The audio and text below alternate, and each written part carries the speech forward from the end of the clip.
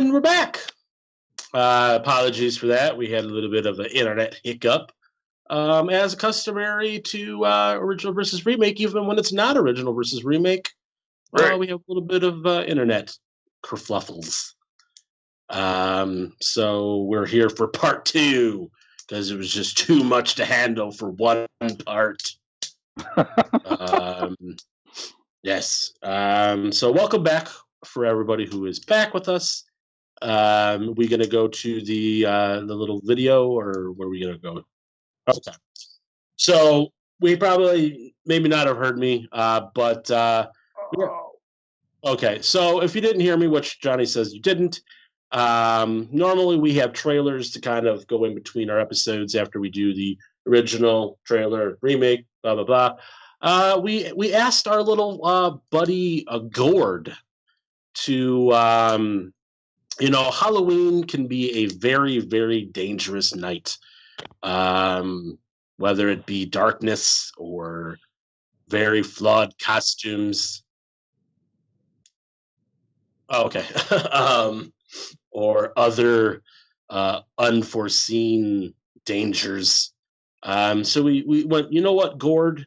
We want you to tell the GoreCast public how to have a safe Halloween. You said to come up with a court. Ruined my bit. Oh, Gord is a pumpkin who knows a lot about Halloween and safety measures. So we felt, he was the best person to tell all of the GoreCast audience how to have a safe Halloween. So we're going to go ahead and cut to Mr. Gord for part one of his safety Halloween tips. So, Gord, take it away. At Halloween time every year, I sit up here and watch everybody go by. It's a nice and scary time, isn't it? All those wonderful costumes and masks and makeup. I think about how much fun Halloween is. I also worry a little bit about the things that can spoil the fun of Halloween. Those kinds of things scare me too, but in a different way. For instance, look next door. That's where Corey lives. Corey, have you got that pumpkin ready yet? Corey's going to carve a pumpkin with her dad. Weighs 50 pounds. That's a big one. It probably weighs close to that. Probably. Come on here and set it down. Okay. Let me get the paper straightened out. How's that? That's fine. Have you decided what kind of face you're going to make on it yet? A happy face. I'll do that. Now, a pumpkin's not easy to carve. I know that. You need the proper tools. But first you have to draw a face that you can carve. All right, so you got to be careful. Corey's doing that. That's a nice pumpkin face. Thank you. Let's see if we can cut the top off now. Then you cut the top off so you can scoop out the insides. It takes a sharp knife. And you know sharp knives can be dangerous if they're not used right. I'm glad that Corey's father is helping her. It's much safer that way. Eager to get inside? Yeah. Go ahead and pull that off. Ew, look. You ever seen the inside of a pumpkin before? Yeah. Not that way. Okay, now comes the fun part. Gotta start cleaning it out. Getting my inside scooped out tickles me. It'd tickle you too, if you were a pumpkin. So far it's been fun. But look at Corey's hand. Kinda gooey, isn't it? Corey is going to carve the face with a small knife. Can you imagine how that knife could slip and maybe cut her? I hope Corey will do the safe thing.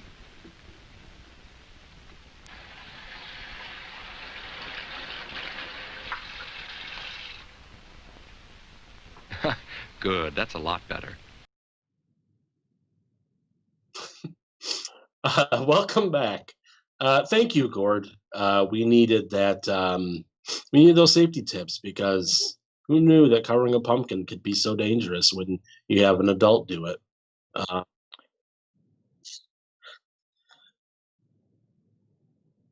Yeah.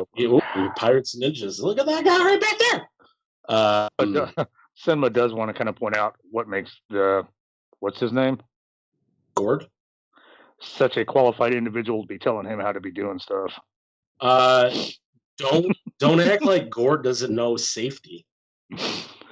He is the GoreCast.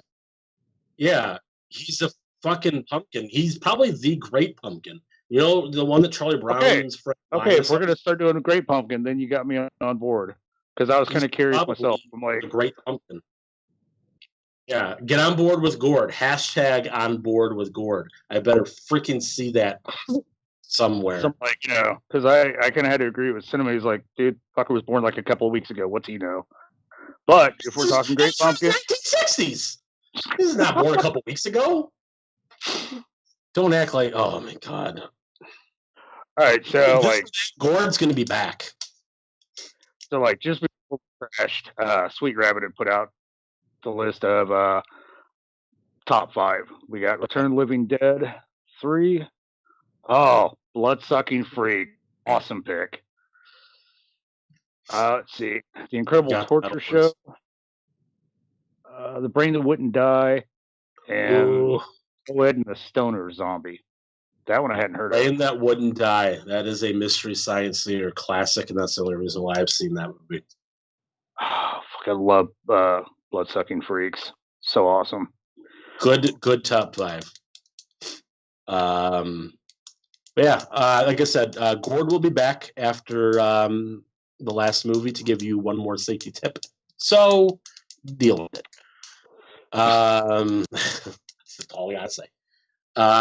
So yeah, Carter left off with his number 3, which was Life Force, right? Yep. Okay. Making sure. I knew what movies, just forgot the order.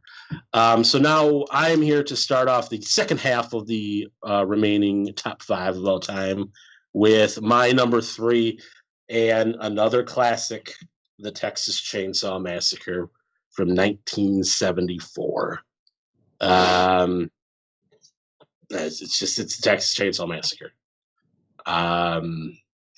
Probably not. I can't say one of the Godfather of slasher films, but it's probably up there.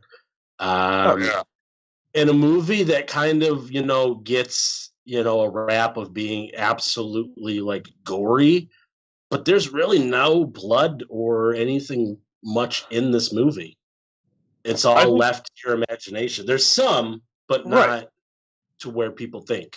But you hear so much screaming off screen that like you build the horror of what's going on in there. Like you're putting Which I feel is more effective than seeing. Oh, yeah.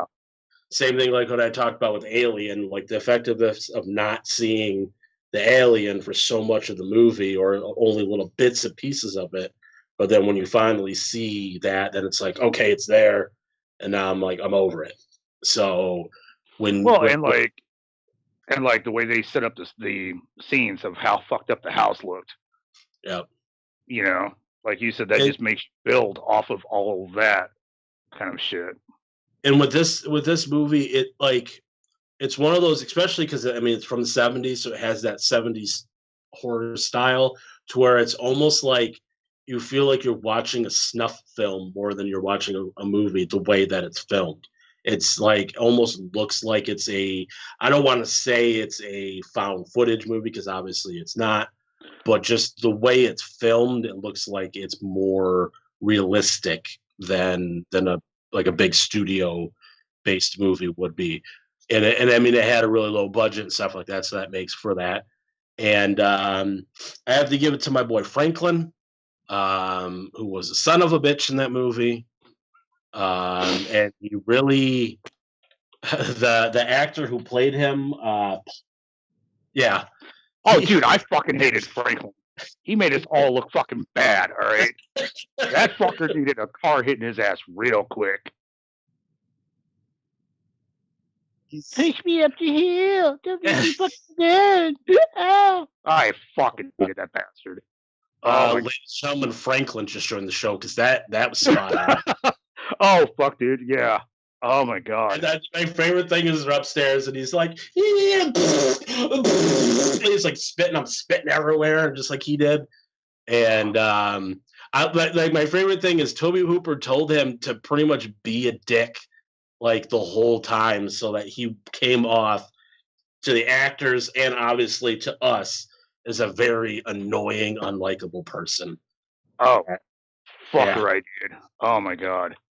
Okay. Paul A. Partisan. Yeah, I had it here in the week. I have to give him props because I've never hated the motherfucker so bad. Like 5 minutes in, I was like, and the actually only person that was killed by a chainsaw in the movie. Right. The Texas Chainsaw Massacre, only one person was massacred chainsaw style. And then, I mean, obviously, if you know, I'm pretty sure everybody knows this movie. This isn't me I'm talking to who hasn't seen anything. Pretty sure everybody knows this movie. The way that they've played it off as like a true story, yet it was farther from the truth. Yes, it was inspired by a true person, but the fact there was no actual chainsaw murder cannibal family in Texas. That was a lot of movie like horror movies in the 70s, like especially some of the bigger ones, all were like either inspired or based off of true story, because that was a good chunk of the bigger ones that came out had that, either they were or they were like slightly inspired, but like, hey, we're gonna say it is, and they'll goose their sales some more. Yeah, well, and I mean, like, that's if it gets an idea of something out, that's cool with me. But so many things usually are just a loose kind of inspired by or some shit like that. And like how much, like the movie's budget was like 80, it's estimated 80 to $140,000. The motherfucking movie did $30.9 million. Well, but I mean, like, you can look at it and see they did real good about just shopping around locations and shit like that. Yeah. Like I said, there was no professional, like it didn't look like you were on said studio and the lights and magic. Like it felt like you were in the bowels of Texas. They were. So that's perfect. See, that's what I'm saying. Bill said they weren't in Texas. They were in Alabama. Oh, yeah. I knew that. But yeah, that's my number 3. Any disagreement or agreement, or I mean, I guess it's not really. You can't disagree with my list because it's. Well, I can't. Like, what the fuck you doing, dude? No. Like, I dug it, dude. Like I said, I agree with all the points. Like, it really pulled off a good movie. I pretty much now just rewatch it to watch fucking Franklin die for the fucking. I just fucker. So. Just like the torment that they put the actors, especially the lead actress, in. Like I remember the scene where she's like driving at the end, where she finally got free from Leatherface, and just her laughing, and like that's legit, because she was like so happy that like shooting was finally done, because they like you do this scene and you get to go the fuck home. Yeah, Gunnar Hansen only had the one outfit, and like it would just constantly sweat and stank and just not good filming. I don't know what word I'm trying to say, but yeah, work environment. There you go, work environment. That's what I was trying. Like I don't know how that was that hard to get in my brain. Yes, not a good. Their conditions. That could be another one. That's another word that popped in my head but didn't come out my mouth hole. Location. I was gonna say it's just gonna keep saying it. But yeah, so that's mine. Number 2 for Carter, because I stopped listening to Johnny. All right, just because I didn't even notice, because I didn't realize that I hadn't read 5. Sweet Rabbit said it cut her off, and it was her number 1 is Birdemic.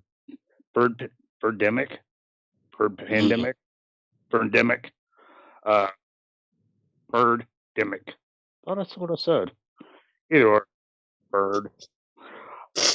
Yeah, no, good pick on that one. So my number 2 came out in 1982, and it comes up quite a few times where we're always talking about good shit and good special effects and what have you. The Thing, that's my number 2 pick. I love that fucking movie. I can say I saw that, because we covered it. Right. So I love that fucking movie. Awesome cast. Special effects are just off the fucking chain. And no matter how many times I watch it, that the the fucking fear and the stress that they built throughout fucking scenes just continues to like hold the tone. It's just a grand movie. Yeah,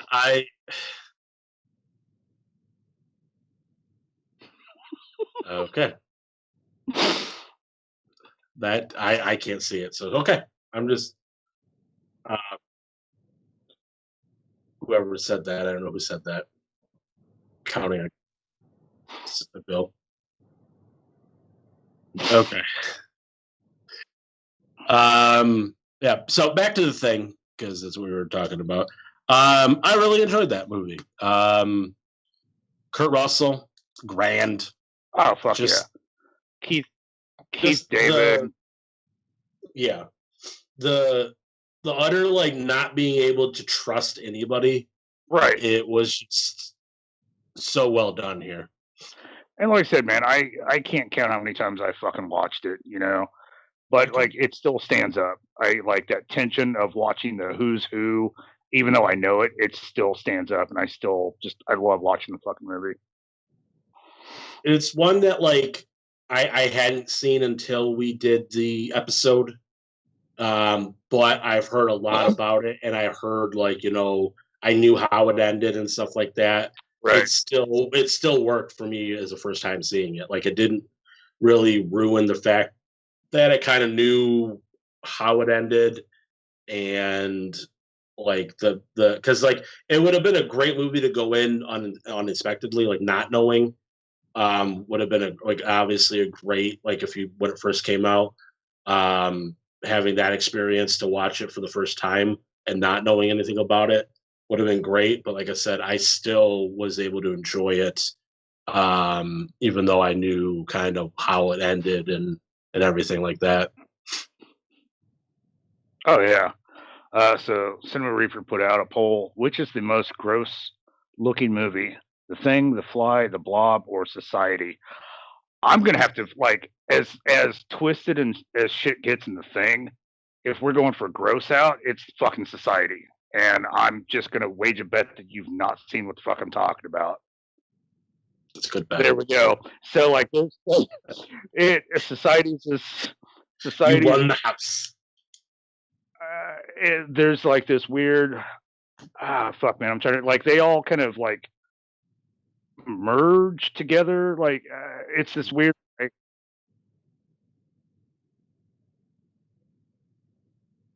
meat, right? Like, you know, like when you come out of it, like after you come out of this little mob thing, Susan had a fucking mole right here, but guess what, now I've got it. Like there's that kind of level of transferring. I gotta go Society. Like that was some fucking weird shit. From what I've seen out of the list, I will probably go The Fly.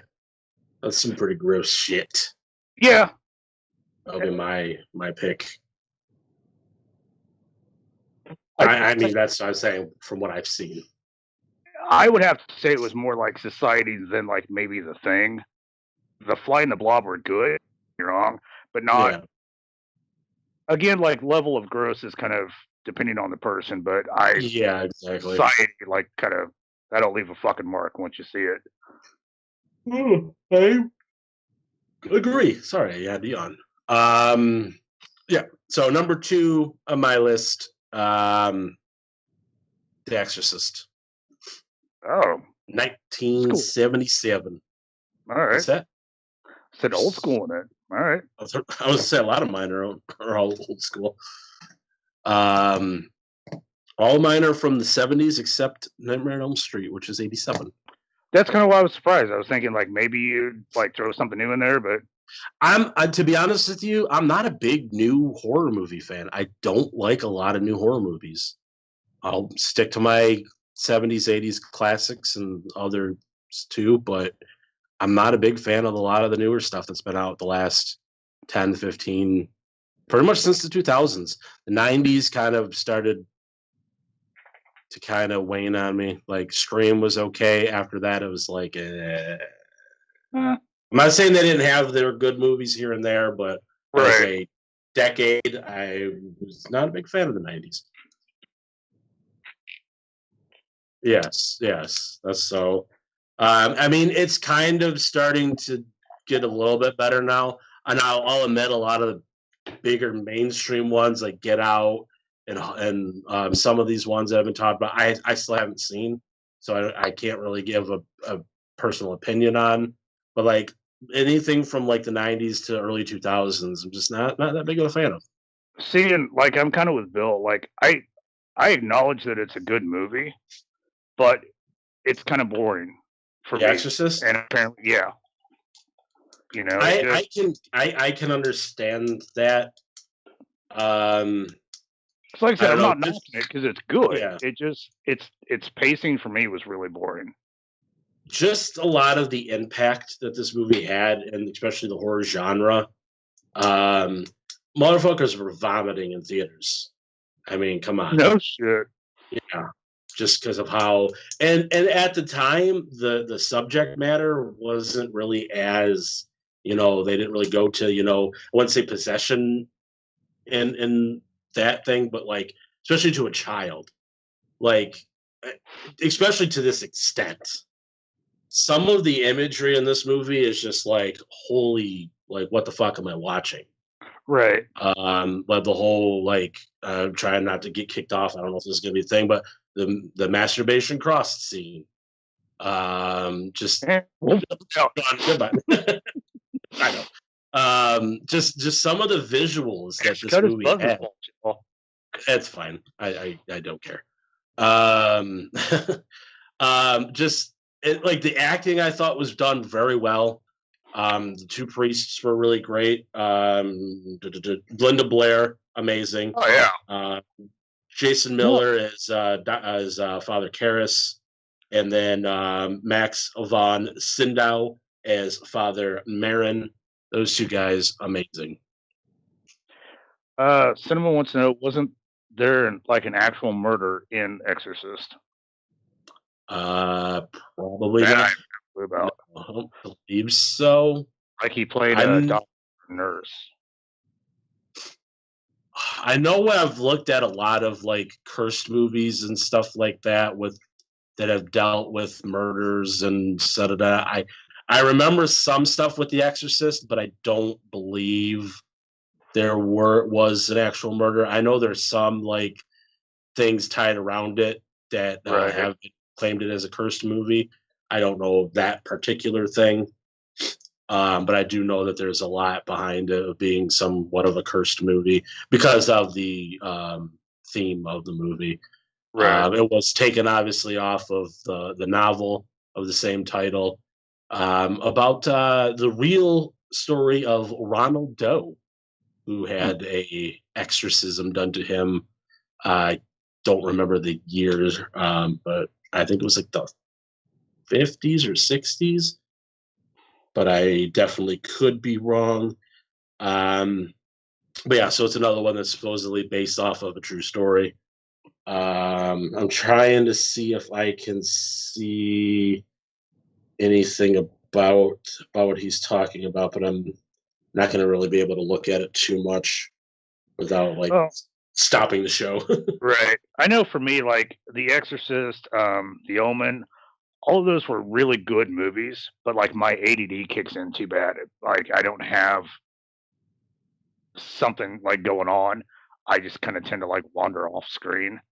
So while like I acknowledge everything that they did and they brought to the horror community and shit or genre, it's a like I can watch them once. And now my youngest is getting old enough that she's kind of getting into horror films, like, and I'm trying to introduce her to the old school stuff because that's why we have new school, you know. And like I said, I truly acknowledge the old school, but it's just not something that I can watch on a regular basis, you know. Yeah, it definitely does have like a slower feel to it. Like personally though, I just feel like it's in any. Okay, so we had Johnny looked it up. I guess one of the guys that played the radiologist was supposedly a serial killer. That Paul Bateson, who played the urologist, is supposedly a serial killer. So there you go. Weird and slightly You interesting. ask the questions and we answer them eventually. So yeah, so like I said, I'm not knocking them by any means. Like I said, they're all good movies. My attention span, I have trouble keeping up when they move at like the pace of like The Exorcist and The Omen. And I get that with them. In my this obviously because it's my list. In my opinion, if like anybody that's new to horror, I think this is one of like the ones that is like if I get a lot, especially over on the Amino thing. Everyone's like, I'm new to horror. What should I watch? Like Exorcist is one of the ones that I've always. But then it's like they're like 16 years old. I'm like, oh, it's too boring. Kind of like Carter. And but like I said, my youngest is coming in it, and I'm making her do the same work that I did because you still have to appreciate where all of this came from. Exactly. And even though I may be a one and done, it's still the acknowledgement and to see the work that everybody put into making something that's an icon now. I mean, it's fucking iconic. We won't talk about the sequels because they were pure utter garbage. Exorcist 2: The Heretic, still don't know what the hell that movie's about. Again, like I remember watching everything once, but I don't remember. All I know is James Earl Jones is in it, and that's all I remember. Watching the TV show. Exorcist 2: The Heretic. That's absolute garbage. So don't watch any of the sequels. Watch the first Exorcist and listen to Carter's number one movie because he's going to tell you right now. All right. I love this fucking movie. All right. I love this fucking movie. 19 Killer Clowns from Outer Space. The title tells you everything that's going to happen in the fucking movie. It's alien, gigantic, like 6-8 foot fucking clowns, and they're hungry, so they land their circus tent ship here on Earth and start gathering people fucking up, dude. They've got like this cotton candy ray gun that swirls you up in cotton candy. They pick your ass up, take you back to the ship. It is as stupid as it sounds, and yet it's fucking awesome. They turn a dead guy into like a fucking hand puppet. It's fucking funny. I remember I've seen it, so we'll get that out of the way. It's just been a long fucking time. But I do remember the one scene that stands out to me besides the cotton candy guns is the shadow puppet thing with the dinosaur or the dog. It was a dog or dinosaur. Well, he does a couple of things, but then this one turns into a dinosaur and like because the crowd's like watching it on the wall and they're like, ooh, ah.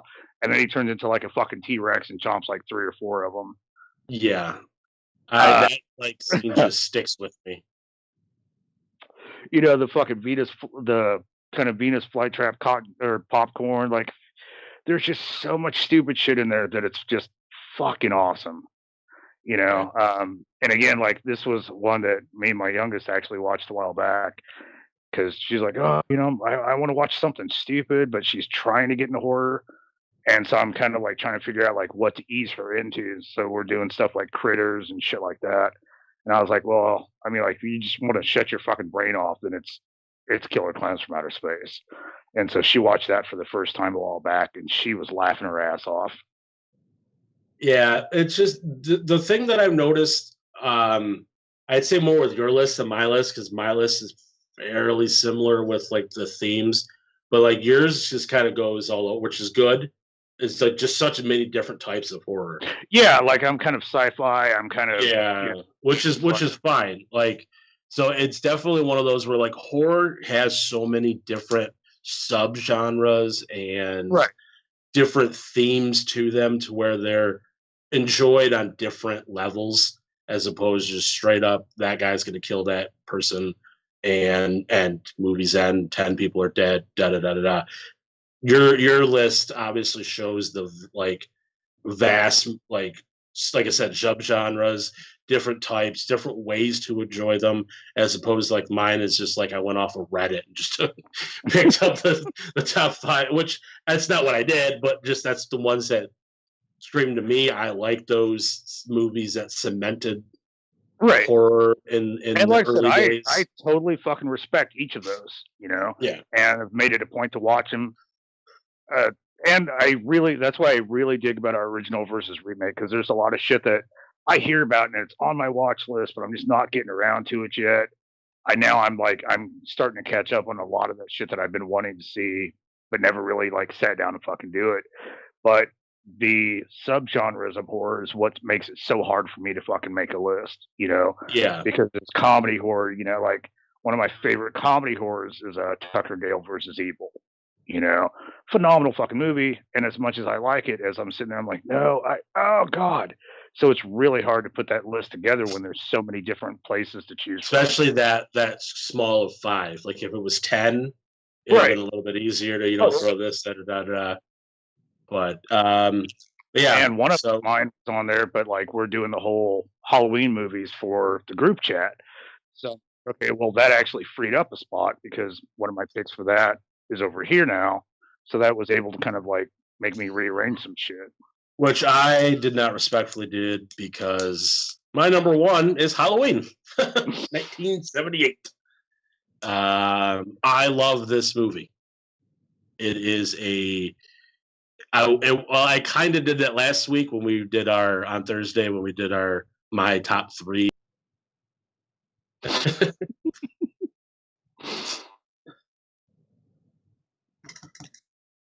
Hi everybody, we're back.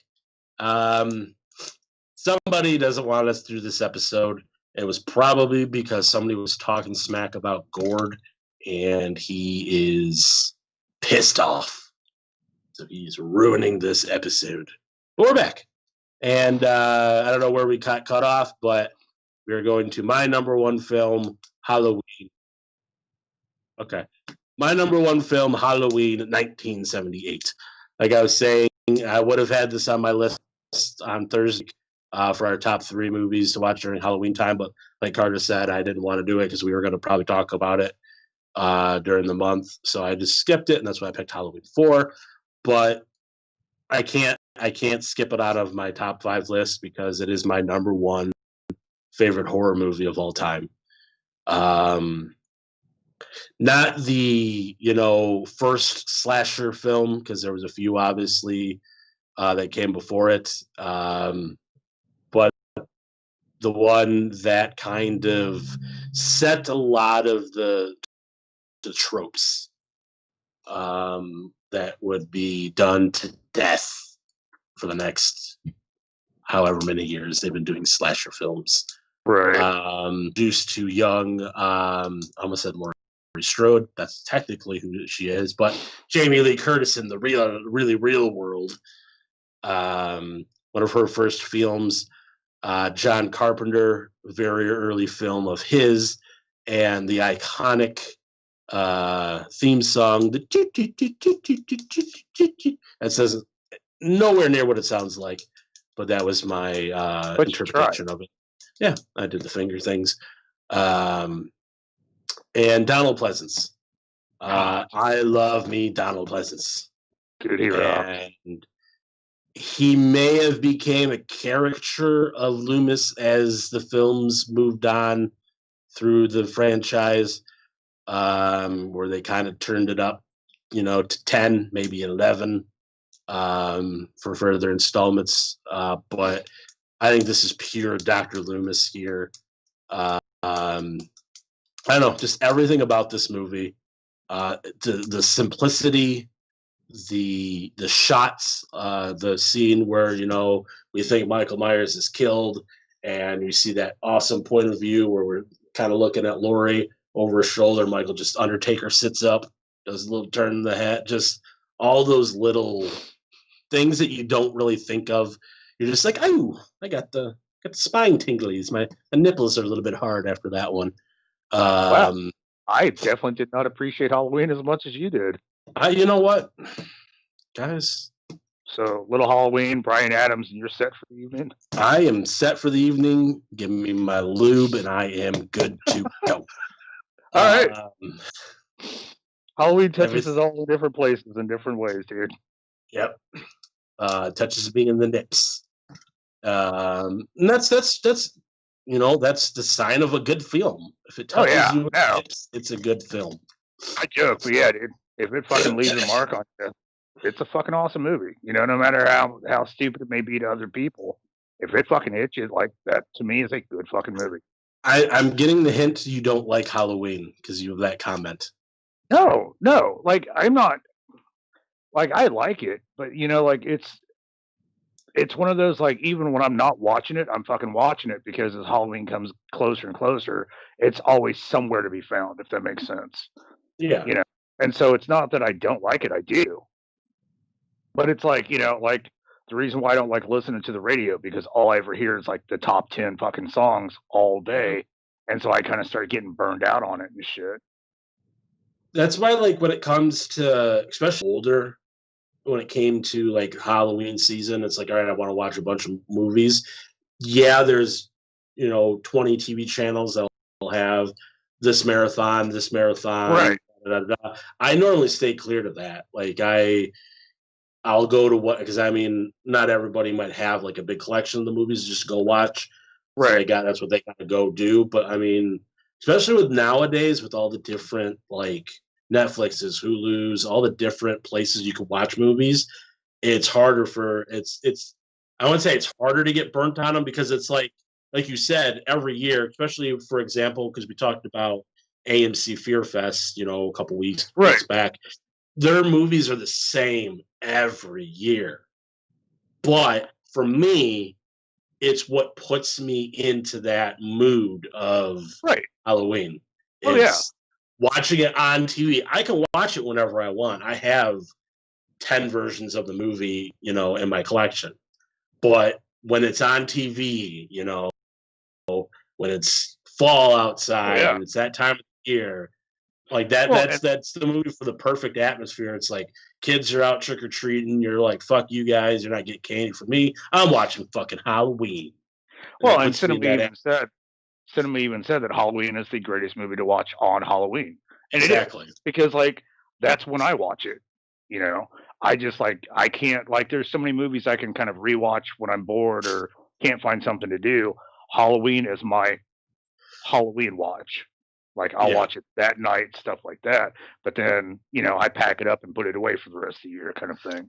And that's kind of how I am. And I have a lot of people that are like, oh my God, I watch horror movies, not just Halloween, but just horror movies in general. I watch horror movies all the time. It's like, for me, for some reason, it's watching it during the month of October that puts me in that mood. Sure, right. I can watch it in June, July. It just doesn't give me that same effect. So that's why I don't watch horror movies all year round. I've done it obviously now for the show, which I'm like, it's cool because I have a different outlook on it now because I'm doing it for the show and doing it for these things. So it's like it's more enjoyable now for me. But like before, it was like I don't watch horror movies year long because I want to be put in the mood, and that's what the month of October and the Halloween season does. And like I said, what better movie to me is the OG Halloween, and one of the first, not the first, but it's very surprising that it took to 1978 for there to be a Halloween themed movie. Yeah, right. Called Halloween, there's been a few, especially with the horror movies like Black Christmas. There's been a few like holiday themed, but it's weird to think that there wasn't that many up until then because Halloween's the devil's month and da da da da da. Oh yeah, no, because definitely, like I've got my to-do list when I wake up on Halloween. I have to get these fucking movies in before the fucking day is over. You know what I mean? Yeah. Like they're just my must watch. And like I said, so Halloween's definitely one of them. But like I said, there's several that I can still watch throughout the year, even though they're Halloween themed. And Halloween's just a kind of once a year enjoyment. Yes. So that does it for our top 5 lists. Before we cut back to our buddy Gore, I asked you a question before we started, eons ago now. We've been doing original remake since about March, exactly when, but one of the two. And since we're doing our favorite list here, I wanted to know what your favorite film that we've covered so far up to this point that you haven't seen before we did the episode. Did you think about you did that, not or did you say, forget? No, you were like, hey, what's your favorite that we've done so far? I mean, if you want to do it that way, that's fine. Fuck, man. I will, for ones that I have not seen yet, I would probably go with, and I'm going to get the fucking names confused. Let the Right One In, not the American. That's fine too. Yeah. Okay. All right, because like I get the fucking names confused sometimes, but for ones that I've not seen before, it would definitely be that one. Yeah. I thought when you first asked me right for the show, I was like, oh, so what's your favorite? Just in general. Then it's the thing. I mean, like, we've done some really good movies, but like, I'm always going to be in the fucking things corner if it's on the list.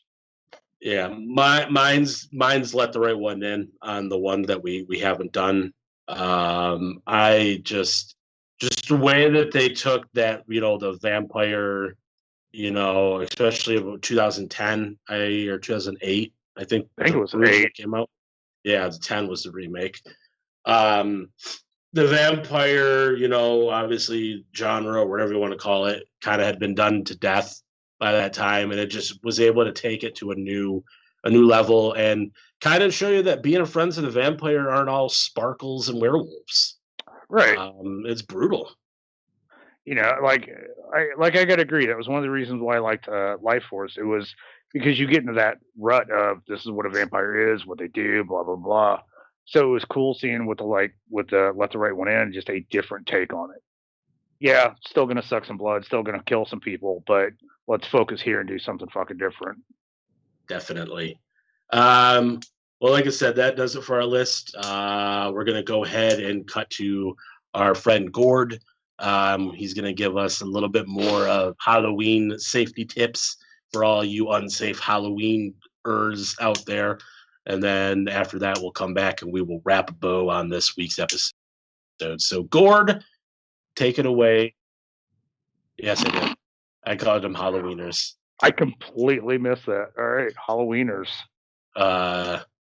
Be safe. Gord. It's a pumpkin on Halloween, but just about everybody does dress up in a costume. For instance, look across the street there.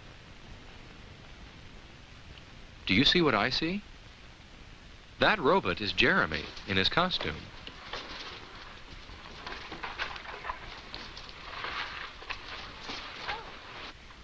Oh, Jessica, it's you. How do you like my costume? You look great.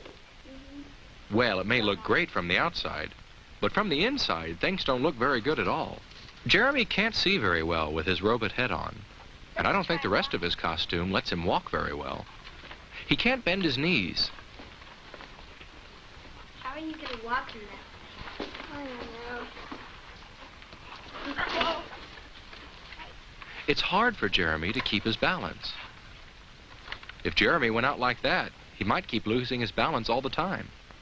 He might fall down just anywhere, and probably everywhere. Sidewalks hurt you when you fall on them, and so do streets. And streets are especially dangerous to fall down on. Jeremy has to be able to walk better if he doesn't want to spoil his Halloween fun. There, that's better. A costume shouldn't make you trip or fall. That's not safe. It should be easy for you to move in your costume. And you have to be able to see where you're going. Look, Jessica. A mask that makes it hard to see could get you into all kinds of trouble. There, that's much better. Jeremy can see well now and move safely in his costume too. Oh, but look at Jessica. She can't see much with her mask on. It's too big for me. A monster needs an ugly face. But does it have to be a mask? Makeup can be just as good, and it's always just the right size for you. Just don't get it in your eyes. Okay, I'll get another one. If you're not too good at putting on makeup, get an adult to help you. Make sure your mask and costume let you see well and walk well, and they won't spoil your fun on Halloween. Okay,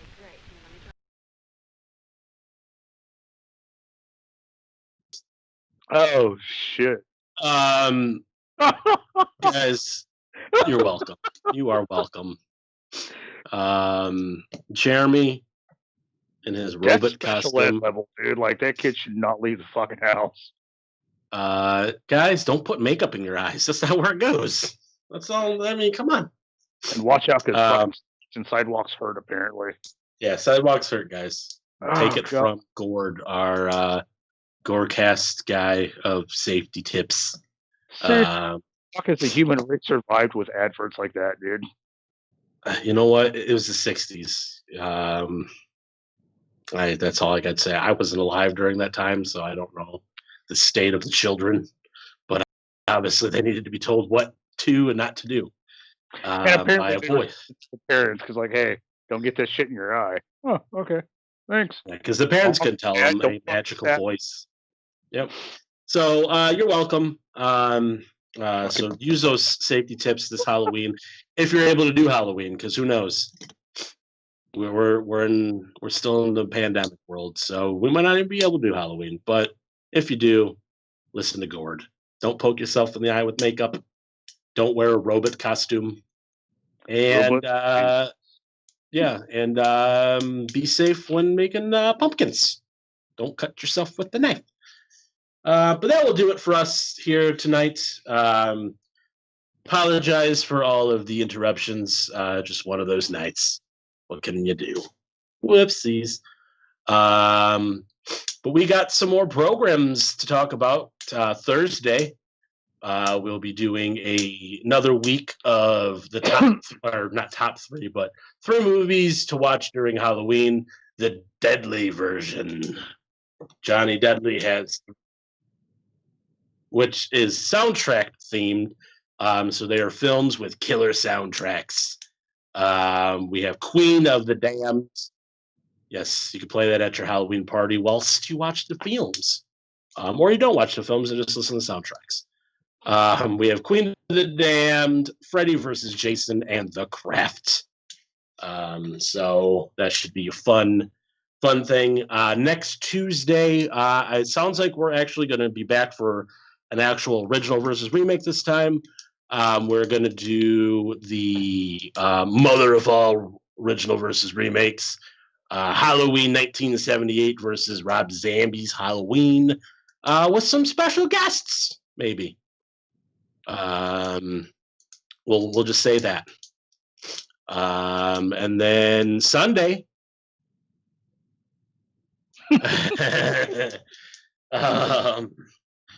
Tuesday or Sunday, goddammit. Johnny and the Giz will be back for the podcast. They have 3 films, podcast. They're going to be looking at 3 films. That's going to lead into something that I'll talk about in a second. First off, they have Rabid from David Cronenberg. They have the 1958 classic Dracula starring Christopher Lee. And 1979, also classic Nosferatu. So obviously there's a bit of a theme there, and it's vampires. Why is that? Because that's going to lead into over on American Horrors, where they continue their cinematic retrospective look at horror's biggest icons, vampires. You can see that on American Horrors at 8:30 p.m. CST, whatever equates to as GMT. And we have a trailer, as always, when there's new GoreCast episodes for the TV program. So I swear to God, the way you blow through that, dude, is it you? Is it Johnny? I don't know. You know what? So it's written on a piece of paper, so it sounds more professional than hearing it in in my speed. ears. Like, he can just write all that shit off, and so can you. You know, when motivated. Motivation. Yeah. When the fear of being punished, that gets you a good motivation. So, yes. So we got the trailer for that episode. Like I said, it will be about Johnny and Giz second part at looking at cinema's greatest horror icons, vampires. 8:30 p.m. See you there. Okay, soon TNT over on American Horrors. Trailer. Hearing the name of all this Jonathan Harker's kids, I picked a goddamn cemetery, so we go search for vampires. No trouble, unlike last week. Seems like the most logical place to start, and even show up on time. Typical. What, man? What the fuck happened to your face? Well, I met this really cute goth chick in one of those sites that I like, and after a couple hours of consensual kinky blood play later, I fell asleep, woke up like this, so I figure I'm gonna apart. Because you shaved your beard? No, because, I mean, like, all my hair fell out. I mean, look at any American movie, okay? Vampires aren't allowed to have facial hair. That and the fact that, like, blood... There's worse than that, too. I mean, like, you could just be a really well-groomed cannibal. I don't know. There's only one way to find out. That's not a wooden steak. I wouldn't take you out with a wooden steak. You're my best friend. You get some primate filet mignon there, my man. I'm pretty sure that's not the way that works. We might need to do a lot of research before next Sunday's episode. Join myself and the kids this Sunday, 8:30 p.m. CST, and whatever that equates to is GMT is only on American Horrors, where we're going to be discussing part 2 of our cinematic retrospective of Halloween's most famous monsters. This week, it's vampires. Get the fuck off me, you mini gremlin.